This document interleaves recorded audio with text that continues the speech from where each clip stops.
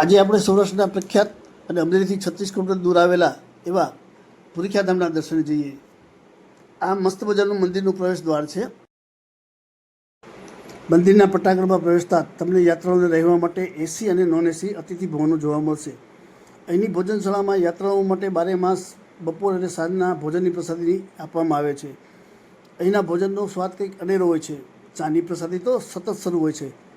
મંદિર વહેલી સવારેથી રાત્રિના 10 વાગ્યા સુધી સતત ખુલ્લું રહે છે. અહીં આવી આપ દાદાને થાળ ધરવા માગતા હો તો ટ્રસ્ટ દ્વારા મામૂલી રકમ લઈ થાળની વ્યવસ્થા કરી આપવામાં આવે છે. મંદિરમાં પ્રવેશતા જ તમને ભૂરીખ્યા દાદાના દિવ્ય દર્શન થશે અને આ દર્શનનો લાભ લઈ આપ ધન્યતા અનુભવશો. હનુમાનજી મહારાજ હોય તો રામજી મંદિર કેમ ભૂલાય? તમને અહીં રામજી મંદિર અને શિવાલયના દર્શન કરી શકશો. આ મંદિરનું ટૂંક સમયમાં નવનિર્માણ થવા જઈ રહ્યું છે. આ તેનું સુંદર મોડેલ છે. તો તમે ક્યારે આવો છો ભૂરીખ્યા દાદાના દર્શને? જય ભૂરીખ્યા દાદા. આવા સુંદર મજાના વિડીયો જોવા માટે અમારી ચેનલ ટ્રાવેલ બિપિન ચંદ્રાને સબસ્ક્રાઈબ કરો. જય ભૂરીખ્યા દાદા.